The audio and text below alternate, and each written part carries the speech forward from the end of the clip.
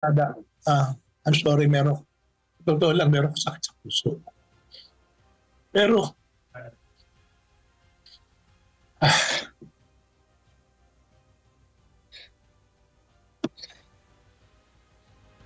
magdadalawang taon akong sa September 17, 2 years ako. 2 years na yung akin. Nung natake ako sa puso. Alma lang, Sir Nick. Ganun talaga ako din. Ako man. Wala ako dyan. Wala ako dyan. Pero, dama ko parang nandiyan din ako eh. Parang nandiyan ako. Nakikita ko. I'm sorry. Bata pa ako. Okay pa naman ha? Totoo lang, Boss Dada, sinugod ko rin,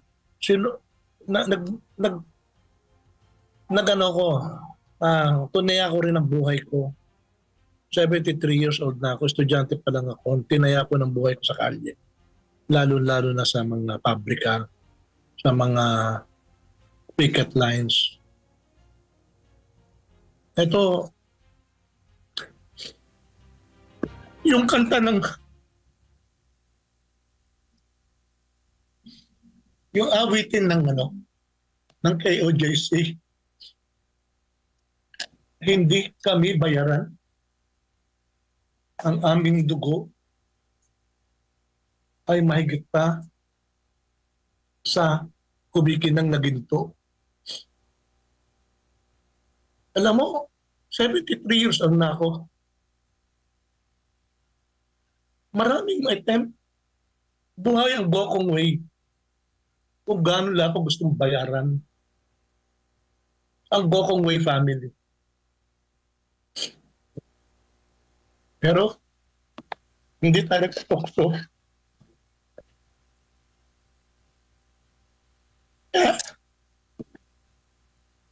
Pasensya na kayo.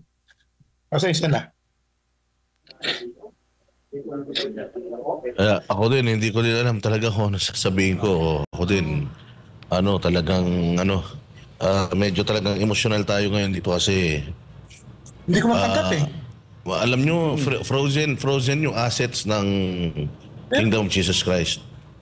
Nagtutulong-tulong na lang po yung mga tao rito, yung mga members para may makain yung mga tao rito. Gusto nilang yung karapatan nila sa edukasyon. Yung kabataan, yung karapatan ng mga manggagawa sa KJOSC, sa kanilang kabuhayan, yung mga manggagawa sa agricultural sector ng KOJC na nagtatanim, etc. Pinapatay mo yung kanilang kabuhayan. Buti sana, Sir Nick, buti sana kung patas ang laban eh. May baril sila sana, may baril din tayo, kaya lang wala eh. Meron lang tayo, pananampalataya at saka hindi ako nag-encourage na humawak ng baril. Din kasi, alam mo, Boss Dada, bata pa ako, estudyante pa ako, tsaka nung ako'y naging leader manggagawa, nakita ko yung repression. Ang NPA, ini-invite ako na mag-armas na. Sabi ko, bakit ako mag-aarmas? Meron akong karapatan na mag-organisa at ilaban ito sa mapayapang pamamaraan. Kaya nga nag-uunyon ako eh. At ayokong mawak ng baril eh. Ngayon, nakaka-frustrate. After several years, for 50 years, o 55 years na to be exact, maraming namatay, sa pakikibaka armadong pakikibaka. Nasaan ang Communist Party of the Philippines? Ngayon, nakikipag-ugnayan pa, nakikipag-ututang dila pa sa gobyerno under the pretext ng peace negotiation. Bakit? Para palakasin huli ang kanilang hanay na ginurgur na ng 90% na ng lakas ng CPP and NPA na wala na dahil sa effort ng LTF-LCAC na mismo si Pastor Kibuloy tsaka ito si President Digong ang nagtiyaga, buhay at kamatayan, inorganisa ang grupong ito para maibsan man lamang ang problema ng gobyerno laban sa CPP, NPA, NBF. Pagkatapos, eto, tinanggal sila ka Eric, tinanggal si Dr. Badoy, Loren Badoy, at masakit pa nito, tinanggal pa o inalis pa nila si Vice President Sara bilang head ng NTF-LCAC. So, saan tayo pupunta? Ano gagawin natin? Wala namang problema magdasal, manalangin. Sabi nga ni BP Sara, yung level, yung antas ng pananaw ng KOJC na mahalin ang kaaway, parang wala pa sa kanyang level yung ganun. Kaya kahanga-hanga ang KOJC workers. Pero ang problema nito, nandiyan dyan ang demonyo, nandiyan dyan si Satanas. Kaya babalikan ko yung sasabi ko na buti pa si buti pa si David.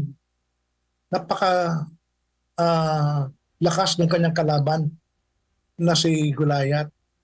Natalo niya sa lakas niya, sa talino niya, at sa kanyang pagsusuri at kung anong bagay ang dapat na maging gamitin na laban kay Goliath. At mahalaga, yung milagro na ibinigay sa kanya ng Panginoon, na nagbigay sa kanya ng talino at lakas at tapang para pabagsakin si Goliath. Ito yung milagro. Ang ibig ko sabihin dito, Boss Dada at mga kasama, may kasabihan nga nasa Diyos ang awa, nasa tao ang gawa.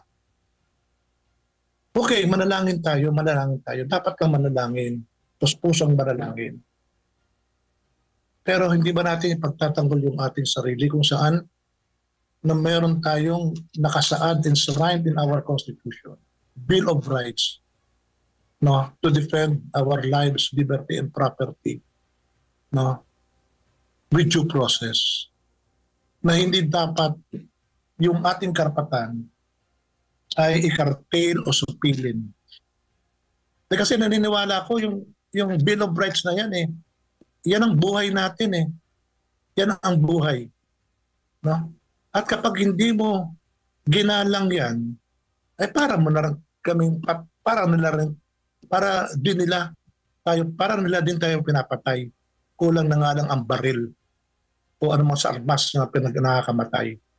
Doon sa pagyurak lang karapatan natin, ay isang anyo na ng pagpatay sa ating bilang tao at bilang naniniwala sa Diyos. Kaya itong nangyaring ito ngayon, mangyayari pa ito sa mga darating na araw, ay sukdulan na. Sukdulan na. Yun na nga, di ba, biblically, ito nga sinasabi nga rito si San Miguel, di ba? Tinalo niya si Lucifer, si Satanas. Meron siyang hawak na espada. Tinalo niya. Hindi ibig sabihin humawak tayo ng espada, hindi tayo mulong ng baril. No? Ito si Mahatma Gandhi, yung peaceful revolutionary non-violent revolution niya nagbago ang kaisipan ng mga kaharian ng India. At ngayon, anong India ngayon? Di ba? Si Jesus Christ. Si Jesus Christ rebelde. Nagrevolusyon si Jesus Christ. Jesus Christ is a revolutionary. Katulad ni Pastor Kibuloy. Dahil bakit? Dahil gusto niyang lumaya sa buko ng pagsasamantala paghihirap, pang-aapi, no?